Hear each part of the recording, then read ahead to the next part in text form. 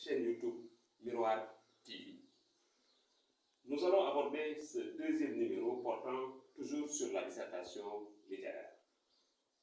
Pour cette séance, nous allons nous focaliser sur les constituants d'un sujet de dissertation. Généralement, un sujet de dissertation comprend deux constituants. Il y a l'opinion et la consigne. L'opinion est généralement appelée thèse de l'auteur. Certains préfèrent dire contexte, d'autres propos. Donc les appellations sont nombreuses. Pour la consigne, dans certains documents, vous trouverez dans certains documents directives ou commandes. C'est ce qu'on nous demande de faire. Alors, quand le candidat est en face d'un sujet, il peut tomber sur les cas suivants. Le cas numéro 1. L'opinion peut être séparée de la consigne. J'en veux comme exemple le sujet suivant. Le roman reflète le réel. Voilà l'opinion. Voilà le contexte. Et la consigne est carrément détachée de l'opinion. Et la consigne est là. Qu'en pensez-vous? Au bac, généralement, il est proposé ces genres de sujets où l'opinion est carrément séparée de la consigne. Alors, pour ce cas de figure, on a deux variantes. La première variante, c'est celle-là. L'opinion est en haut, la consigne est en bas.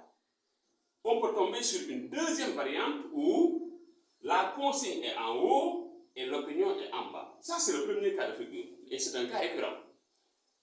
Le candidat également peut tomber sur un deuxième cas de figure.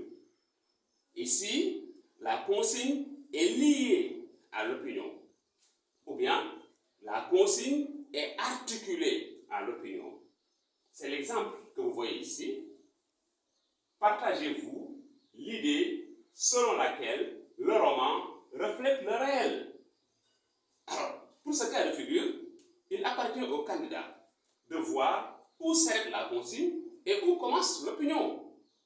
Si nous analysons cette forme de construction, vous vous rendrez compte que la consigne s'arrête à ce niveau-là. Partagez-vous l'idée selon laquelle. Voilà la consigne. Et l'opinion, c'est le roman reflète le réel. Ça, c'est un cas aussi que l'on rencontre souvent dans nos épreuves de dissertation, dans les sujets qu'on propose à l'examen. On peut tomber sur un troisième cas, qui est un cas aussi fréquent, surtout au niveau de la philosophie, et même au niveau de la littérature, également, certains sujets sont proposés comme ça. Ça veut dire que c'est une forme de question. Et la consigne n'apparaît pas.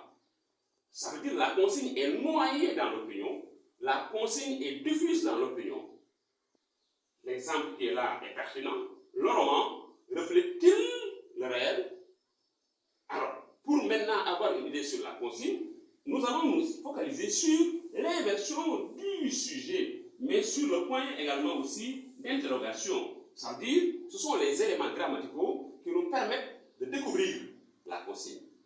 Alors, ces types de sujets, en général, font appel à un plan d'orientation dialectique ou critique. On peut tomber sur un dernier cas. Alors, c'est le cas numéro 4. On peut donner une opinion, tout court. Il n'y a pas de consigne. C'est le cas, le roman reflète du réel. Maintenant, qu'est-ce qu'on attend du candidat? Qu'est-ce qu'on attend du candidat par rapport à un tel type de sujet? Le candidat doit choisir son angle d'attaque. Il doit définir le plan à suivre.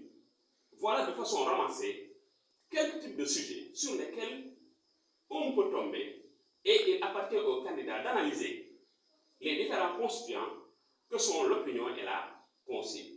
Maintenant, pour le prochain numéro, nous allons aborder le premier constituant qui est l'opinion. Comment analyser une opinion dans un sujet de dissertation? Rendez-vous est pris pour le prochain numéro.